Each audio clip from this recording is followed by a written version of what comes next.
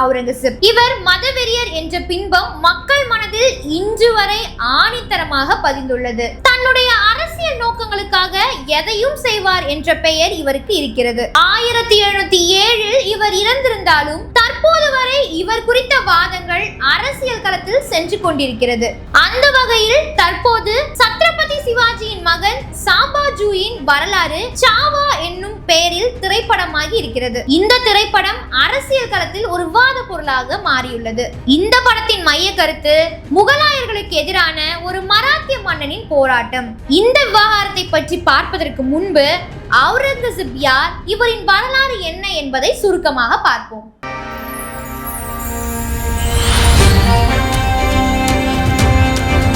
அவுரங்கசீப் ஆறாவது முகலாய பேரரசர் ஆவார். 1658 முதல் 1707 அவர் இறக்கும் வரை ஆட்சி செய்தார். அவரது ஆட்சியின் கீழ் முகலாய பேரரசு அதன் மிகப்பெரிய அளவை எட்டியது என்றே சொல்லலாம். அதன் பிரதேசம் கிட்டத்தட்ட இந்திய துணைக்கண்டம் முழுவதும் பரவி இருந்தது என்பது மிகவும் குறிப்பிடத்தக்கது. ஷாஜஹான் 1628 முதல் 1658 வரை ஆட்சி செய்தார். அவுரங்கசீப் தன் தந்தை ஷாஜஹானின் ஆட்சிக்கு கீழ் நிர்வாக மற்றும் ராணுவ பதவிகளை வகித்தார். அது மட்டுமின்றி ஒரு திறமையான ராணுவ தளபதியாக அங்கீகாரமும் பெற்றார். அவுரங்கசீப் 1636-37 தக்காணத்தின் வைஸ்ராயாகவும் 1645-47 குஜராத்தின் ஆளுநராகவும் பணியாற்றினார். 1648-52 முல்தான் மற்றும் சிந்து மாகாணங்களை கூட்டாக நிர்வகித்து அண்டை நாடான சாஃபவிட் பிரதேசங்களுக்குள் படையெடுப்புகளை தொடர்ந்தார். செப்டம்பர் 1657 ஷாஜகான் தனது மூத்த மகன் தாரா ஷிகோவை தனது வாரிசாக நியமித்தார். இந்த நடவடிக்கையை அவுரங்கசீப்பால் ஏற்றுக்கொள்ள முடியவில்லை. அவர் பிப்ரவரி 1658 தன்னை பேரரசாக அறிவித்தார். ஏப்ரல் 1658 அவுரங்கசீப் தர்மத் போரில் ஷிகோவின் கூட்டணி படையையும் மார்வார் ராஜ்யத்தையும் தோற்கடித்தார். மே 1658 சமூகர் போரில் அவுரங்கசீப் தீர்க்கமான வெற்றியை பெற்றார். இது அவரது இறையாண்மையை உறுதிப்படுத்தியது.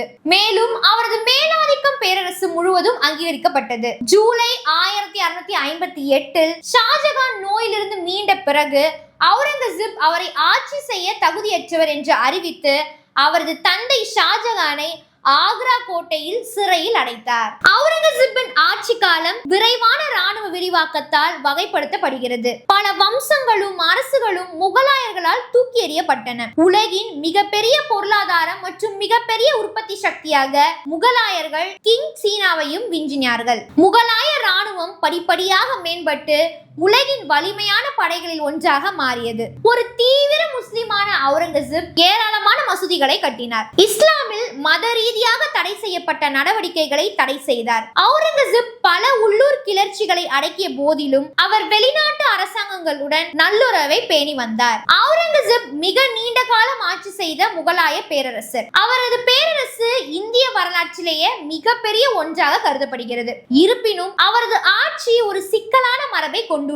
முஸ்லிம் அல்லாதவர்களுக்கு எதிரான அவரது செயல்களையும் நிலைப்பாடையும் இஸ்லாம் குறித்த அவரது பழமைவாத கண்ணோட்டத்தையும் மேற்கோள் காட்டி அவரது விமர்சகர்கள் முந்தைய முகலாய பேரரசர்களின் பன்மைத்துவம் மற்றும் சகிப்புத்தன்மையின் மரபை இவர் கைவிட்டதாக வாதிடுகின்றனர். உதாரணமாக 1946 ஜவஹர்லால் நேரு எழுதிய டிஸ்கவரி ஆஃப் இந்தியா என்ற புத்தகத்தில் அவுரங்கசீப்பை முழுக்க ஒரு மதவெறியராக சித்தரித்துள்ளார். இருப்பினும் மற்றவர்கள் இந்த கூற்றுகளை நிராகரிக்கின்றனர். அவர் இந்துக்கள், சீக்கியர்கள் மற்றும் ஷியா முஸ்லிம்களுக்கு எதிரான மதவெறியை எதிர்த்தார் என்றும் அவர் தனது முன்னோடிகளை விட தனது அதிகாரத்தில் அதிகமான இந்துக்களை நியமித்தார் என்றும் வாதிடுகின்றனர். உதாரணத்திற்கு அமெரிக்க வரலாற்று ஆசிரியர் ஆட்ரிக் ட்ருஷ்கி அவுரங்கசீப் இந்துக்களை வெறுத்ததால் தான் கோயில்களை இடித்தார் என்பது மிகவும் தவறான ஸ்டேட்மெண்ட் என்று அவர் எழுதிய Aurangzeb the man and the myth என்ற புத்தகத்தில் குறிப்பிட்டுள்ளார். மேலும் அவுரங்கசீப் குறித்த விவரங்கள் பிரிட்டிஷ் காலத்தை சேர்ந்த வரலாற்று ஆசிரியர்களால் எழுதப்பட்டுள்ளது. அதனால்தான் அவுரங்கசீப் இவ்வாறாக சித்தரிக்கப்படுகிறார். அவுரங்கசீப் ஆட்சி செய்த ஆண்டுகள் மொத்தம் 49 ஆகும். ஒருவேளை அவுரங்கசீப் 20 ஆண்டுகளுக்கு குறைவாக ஆட்சி செய்திருந்தால் நவீன ஆசிரியர்களால் அவருடைய விவரங்கள் எழுதப்பட்டிருக்கும் என்றும் குறிப்பிட்டுள்ளார். இவ்வாறாக இந்த விவாதமானது சென்று கொண்டே இருக்கிறது. அந்த வகையில் தற்போது மீண்டும் அவுரங்கசீப் குறித்த விவாதங்கள் எழத் தொடங்கியுள்ளது. நான் முன்னதாக சொன்னது போலவே சத்ரபதி சிவாஜியின் மகன் சாம்பாஜியின் வரலாறு சாவா என்னும் பெயரில் திரைப்படமாகி இருக்கிறது.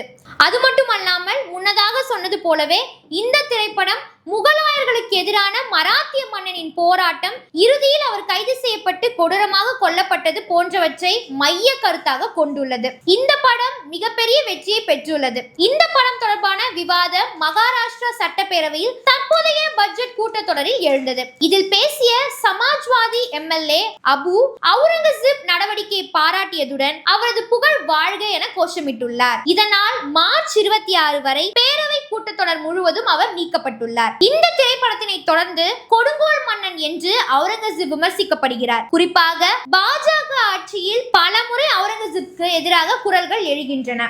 இதன் காரணமாக மகாராஷ்டிராவின் அவுரங்காபாத் மாவட்டத்தின் பெயரும் சத்ரபதி சம்பாஜி நகர் என மாறியது. மேலும் இதனைத் தொடர்ந்து அவரின் கல்லறையை அகற்ற வேண்டும் என்ற விவாதம் எழுந்துள்ளது. அதாவது மகாராஷ்டிரா குல்தாபாத்தில் முகலாய மன்னர் அவுரங்கசீப்பின் சமாதி இருக்கிறது. 1707 மார்ச் 3ஆம் தேதி அவுரங்கசீப் இறந்த பின் அவரது விருப்பத்தின் பெயரில் அங்கு உடல் புதைக்கப்பட்டுள்ளது.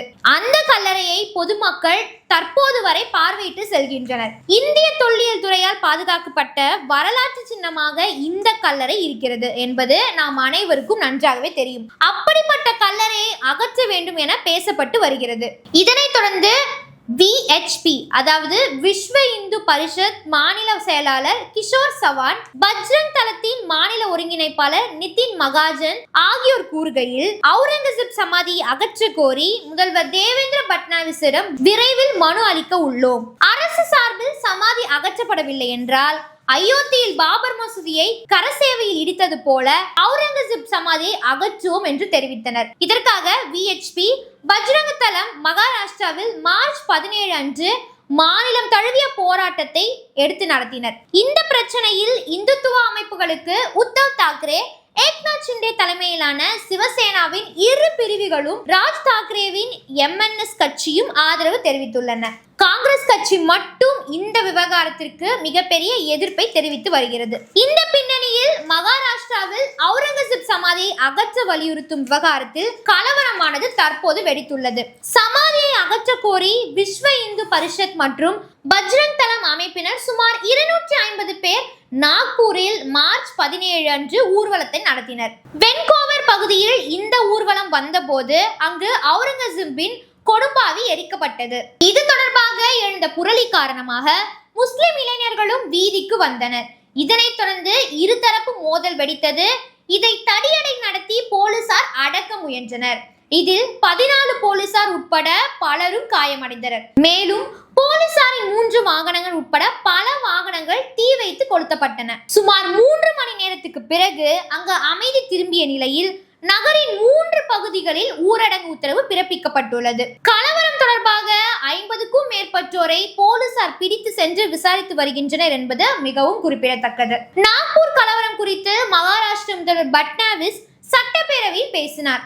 அப்போது அவர் என்ன கூறியிருக்கிறார் என்றால், சத்ரபதி சாம்பாஜி மகாராஜாவின் வரலாற்றை சாவா திரைப்படம் மக்களுக்கு எடுத்து சொன்னது. மேலும் அப்படம் அவர்களின் உணர்ச்சிகளை தூண்டிவிட்டுள்ளது. அத்துடன் முகலாய மன்னர் அவுரங்கசீப் மீதான பொதுமக்களின் கோபத்தையும் அப்படமே தூண்டிவிட்டுள்ளது. இவை அனைத்தையும் மனதில் கொண்டு மாநிலத்தில் சட்டம் ஒழுங்கு பாதுகாக்கப்பட வேண்டும், அனைவரும் அமைதியாக இருக்க வேண்டும், யாராவது கலவரத்தில் ஈடுபட்டால் சாதி மத பேதமின்றி அவர்கள் மீது கடுமையான நடவடிக்கை எடுக்கப்படும். நாக்பூரில் விஸ்வ இந்து பரிஷத் மற்றும் பஜ்ரங் தளம் நடத்திய போராட்டத்தில் மதம் தொடர்பான பொருட்கள் எரிக்கப்பட்டதாக வதந்தி பரப்பப்பட்டது. இது திட்டமிட்ட சதியுடன் நடத்தப்பட்ட தாக்குதலாக தெரிகிறது. சட்டத்தை தங்களின் கைகளில் எடுத்து கொள்ள யாருக்கும் இங்கு உரிமை இல்லை. நாக்பூர் வன்முறையில் 3 இணை ஆணையர்கள் உட்பட 33 காவல்துறையினர் காயமடைந்தனர். காவல்துறையினர் மீதான தாக்குதலை பொறுத்து கொள்ள முடியாது என்றவாறு தெரிவித்துள்ளார். இவை எல்லாவற்றையும் தாண்டி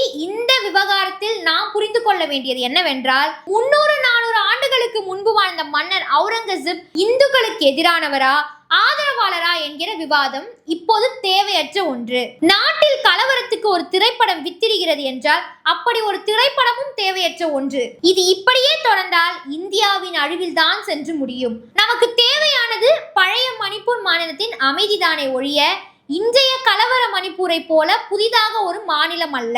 இன்று சமூகத்தின் வளர்ச்சிக்கு பயன்படும் வகையிலும் மக்களின் வாழ்க்கையை மேம்படுத்தும் வகையிலும் மக்களுக்காக படைக்கப்பட வேண்டிய சினிமா என்கிற கலை வலதுசாரி இந்துத்துவ ஆதரவாளர்களால் எவ்வளவு மோசமாக கையாளப்பட்டிருக்கிறது என்பதை இந்த நிகழ்வு நமக்கு காட்டுகிறது.